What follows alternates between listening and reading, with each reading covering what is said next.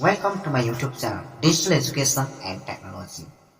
Digital Education and Technology, we presents knowledgeable, entertainments, ideable, and many more videos. Let's start today's topics.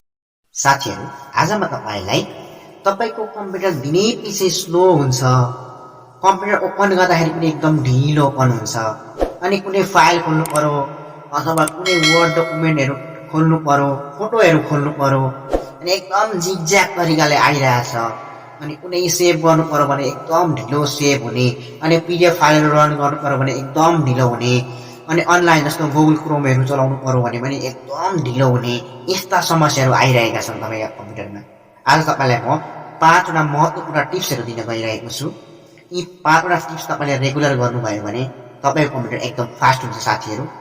यी 5 वटा tips तपाईले दिनैपिछे बिहान पनि अनि बेलुका पनि गर्नुपर्ने हुन्छ साथीहरु, र दिनैपिछे तपाईलाई कम्प्युटरले आज भन्दा भोलि, भोलि भन्दा पर्सि, पर्सि भन्दा पर्सि एकदम बेस्ट परफर्मेन्स दिने जानेछ।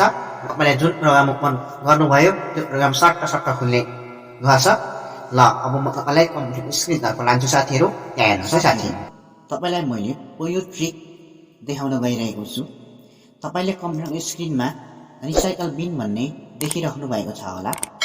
तपाईको रिसाइकल बिनमा भएका डिलिट गरेका कुराहरु सबै तपाईले डिलिट गरिदिनुस्। यहाँबाट हेर्नुस् है, इम्प्टी रिसाइकल बिन भन्ने छ नि, यसमा थिच्नु भयो भने तपाईको are you sure want to permanently delete this यति आइटम भनेर देखाउँछ उले। तपाईका कम्प्युटरमा धेरै हुन सक्छ, मेरामा 47 वटा मात्र रहेछ। यसलाई मैले परमानेन्टली डिलिट गर्ने। हेर्नुस् है साथीहरु, यो सबै डिलिट हुनुपर्छ। र सबै डिलिट भइसकेपछि ल हेर्नुस् है, मेरो कम्प्युटर स्क्रिनमा सबै डिलिट भयो। र तपाईलाई म अर्को दोस्रो ट्रिक देखाउन गइरहेको छु। यसलाई बन्द गर्नुहोस्। यो पहिलो ट्रिक भयो, र हामीले दिनैपिछे रिसाइकल बिनलाई क्लिन गर्नुपर्ने हुन्छ साथीहरु। र दोस्रो ट्रिक, रनमा जानुहोस् विन्डोज र आर बाट। त्यसैले तपाईले PREFETCH लेखेर इन्टर गर्नुहोस्। You do not currently have permission to access this folder भन्छ। अनि यसलाई चाहिँ हामीले कन्टिन्यू गर्ने है साथीहरु। त्यसपछि यसमा क्लिक गर्ने। अब हेर्नुहोस् यहाँ नि, जस्तो हामीले कुनै सफ्टवेयरहरु कुनै प्रोग्रामहरु ओपन गर्छौं र हामीले कुनै बेलामा झ्याप हाम्रो बिजुलीहरु जान्छ र हाम्रो कम्प्युटर अफ हुन्छ। हामीले चलाएका डाटाबेसहरु हेर्दै यी हामीलाई यी फाइलहरु हामीले डिलिट गर्दाखेरि हाम्रो कुनै पनि फाइलमा असर गर्दैन।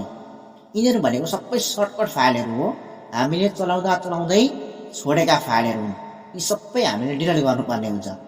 र यसलाई डिलिट गर्नको लागि चाहिँ कन्ट्रोल ए गर्ने, सबै सिलेक्ट हुन्छ। अनि त्यसपछि शिफ्ट सँग डिलिट थिच्नुहोस्।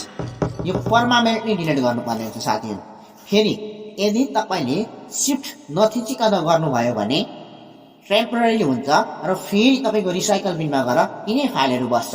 अनि फेरि कोही हुन्छ सबै भाइरसहरु गरेर अथवा हाम्रो कीहरु गरेर त्यही रिसाइकल बिनमा बस्छ। अनि फेरि कम्प्युटर स्लो हुन्छ है साथीहरु। यसलाई चाहिँ हामीले परमानेन्टली डिलिट गर्नुपर्ने हुन्छ साथीहरु, र यसमा थिच्नुहोस्। अब जस्तो कुनै फाइलहरु डिलिट हुँदैन, यसलाई स्किप गरिदिनुस्। अब यति गरिसकेपछि फेरि हाम्रो जस्तो यो हेर्नुदै यहाँ कुनै फाइल देखाइरहेछ नि, यो चाहिँ हामीले के जस्तो कुनै हाम्रो कम्प्युटरमा प्रोग्राम रन भइरहेछ भने यो देखाइरहेको हुन्छ के, त्यही भएर सबै डिलिट हुँदैन। र तेस्रो ट्रिक रहेको छ,